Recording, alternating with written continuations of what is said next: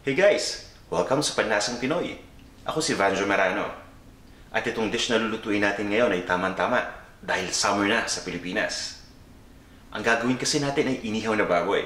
Pero hindi ito basta-bastang inihaw na baboy lang. Kasi napakalasa nitong ating gagawing version. Kaya guys ito na yung mga ingredients na kakailanganin natin para sa recipe na to. Liempo o pork belly. Toyo, banana ketchup, nor liquid seasoning, lemon o kalamansi,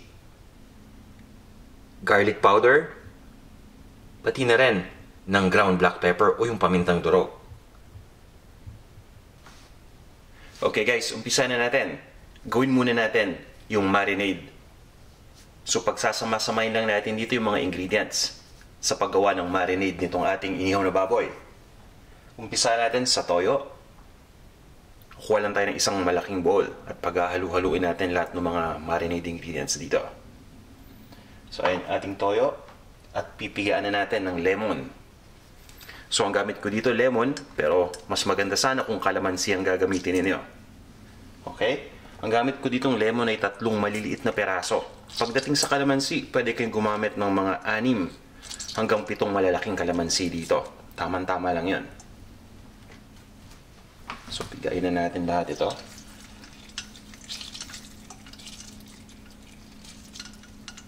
Ayan.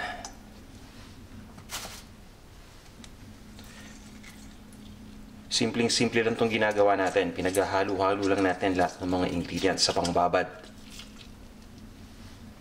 Dahil ang gagawin natin mamaya ay ibababad na natin yung karne ng baboy dito.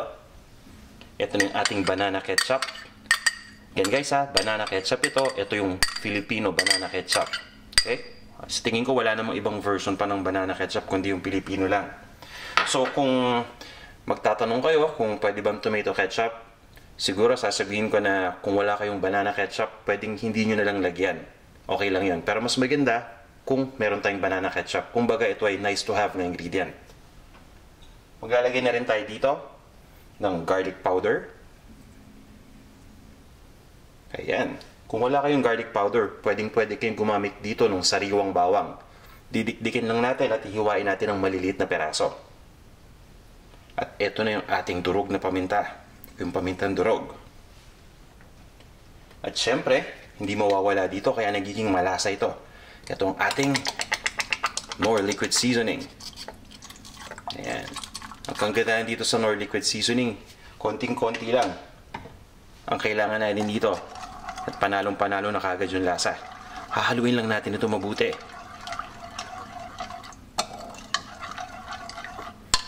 Siguraduhin lang natin na mahalo na natin ito mabuti. At once na mangyari ito, ilalagay na natin dito yung karne ng baboy. At ibababad na natin.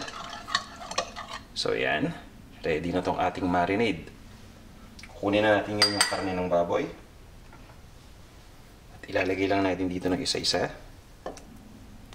So ang gagawin natin dito, ibababad lang natin ito.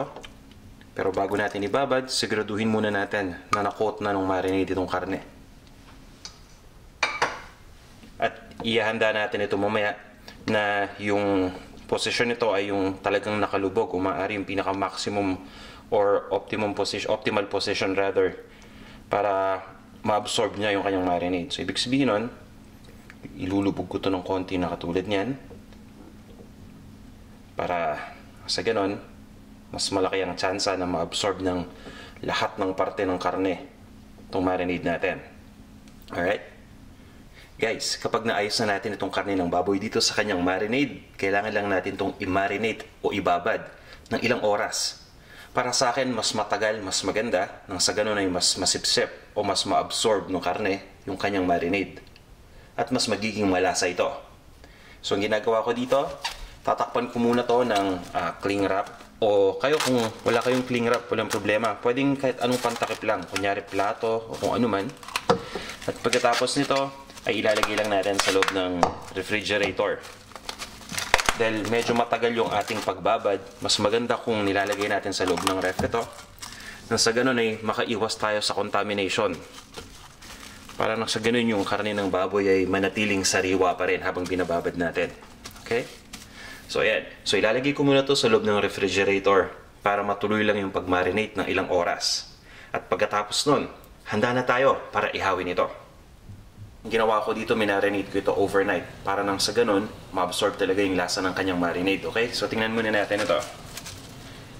Medyo malamig pa to dahil galing lang sa refrigerator. Pero ire-ready na natin to. Then maya-maya lang ay iihawin na natin. So ayan guys, ready na itong ating liempo at pwede nang ihawin. Pero bago natin gawin yan, gagawa muna tayo ng basting sauce. O yung sauce na pinapahid natin o pinupunas natin gamit ang brush. Habang iniihaw yung liempo, nakakatulong kasi ng malaki ito para magpalasa pa dito. So itabi muna natin itong ating liempo at kumuha tayo ng isang maliit lang na bowl para dun sa lalagyan ng basting sauce. Ayan. At ilagay na natin dito yung mga ingredients sa basting sauce.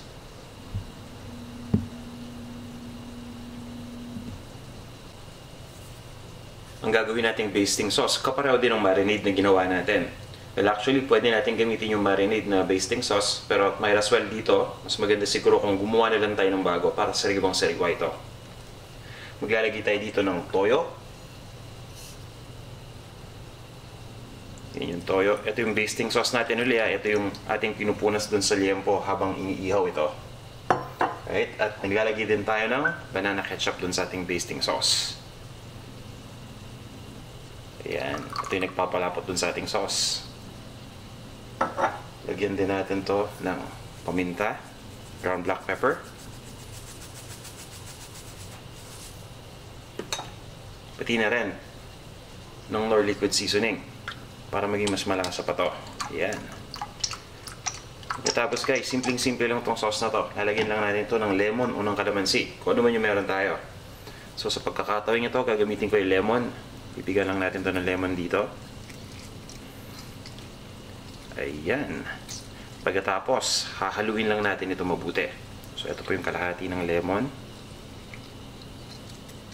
Okay. Hahaluin lang natin ito. At ngayon guys, ready na. Pwede na natin itong gamitin dun sa liempo habang iniihaw natin. Ngayon guys, ready na tayo para mag-ihaw. Napainit na natin yung ating grill dito. Alright. At ngayon, ilalagay na natin yung ating liempo o yung ating baboy.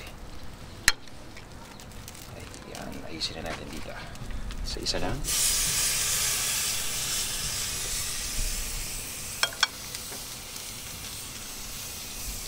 I-align lang natin. Siguro din natin na hindi natin yung gilid. So, kung may mga buto ng kalamansi, kung ano man, tatanggalin lang natin. Okay. Ito na yung isa pa.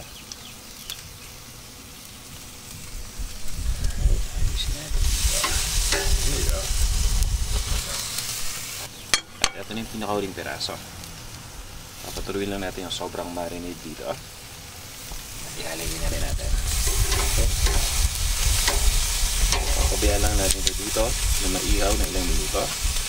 Maya-maya lalagyan lang natin ito ng basting sauce. Maglalagay lang tayo ng basting sauce dito. So, ito yung ating basting sauce at yung ating brush. So, brush lang natin dito sa taas ng liempo. Papapansin natin, no? Medyo makapal yung gamit mong liempo. So, kapag ganito, medyo hihinaan natin yung heat, no? Sa ganun ay hindi kagad masunog yung outer part. Dahil kailangan nating maihaw ng todo-todo o ng tuluyan yung gitnang part nito.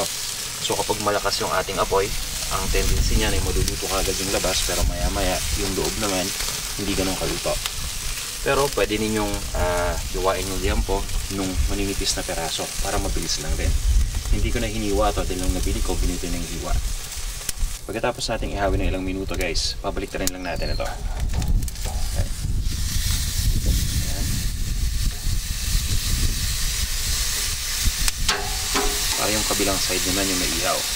Alright, so pagkatapos, lalagyan naman natin tuloy ng basting sauce. Okay, so ito na yung ating basting sauce. At i-baste na natin to, lalagyan na natin to ng additional sauce. So that yung kabilang side na para mas maging mas malasa to. At saka para maging moist din. Nakakatulong din na pagiging moist to. Kadalasan kasi kapag hindi natin binibaste, yung mga inihaw natin, natutuyo ito. So, importante na nilalagyan natin doon ng basting sauce palagi. Alright. Okay guys, babalik na rin lang natin ulit. Para yung kabilang side naman ulit yung maluto. So, ganito lang yung ginagawa nating procedure. Naka low heat lang tayo or low fire.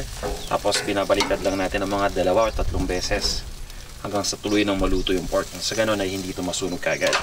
At bawat baliktad, gagamit tayo kagad ng basting sauce. At i-baste natin kagad. Sa ganun ay hindi matuyo at lalong lumasa ito. Guys, pagkatapos nating maihaw, ito na yung ating liampo. Ayan na guys, oh. Ready na, di ba? Hihiwain na lang natin ito ng maliliit na peraso. Kumbaga yung ating serving pieces para mas marami makakain. At gumawa din ako dito ng sausawan. Pinaghalo lang tong suka na may toyo at sili, pati na rin ang sibuyas. Okay guys, ngayon hiwain ko muna to. Pagkatapos tikman na natin.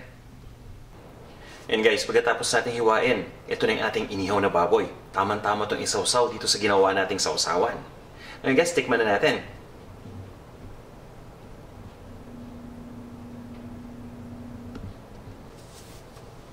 Kukuha lang ako dito ng isang peraso. Ayan. Ngayon, sausaw na natin to dito sa suka.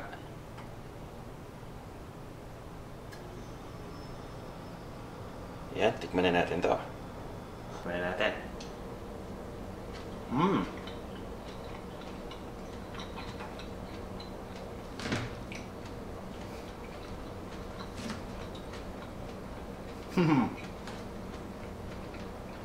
Guys, juicy. Napakalasa. Talagang nanuot yung lasa ng kanyang marinade. At lalong-lalo na siguro habang nung iniihaw natin, nung nilalagyan natin ng basting sauce. Tingin ko nakatulong din ng malaki yun. So guys, walang biro, ubod ng sarap. Sobrang lasa. Lalo na nung nilagyan natin ng suka ng maanghang. Kanin ang katapat nito. Kaya guys, magpapaalam na ako sa inyo ha. Maraming salamat sa pagnood nitong video. At sana abangan nyo pa yung mga ibang videos na ipapublish natin. And guys, kung hindi pa kayo nagsasubscribe dito sa ating YouTube channel, sana mag-subscribe din kayo at i-follow nyo ako sa Instagram at Panlasang Pinoy. Hanggang sa muli!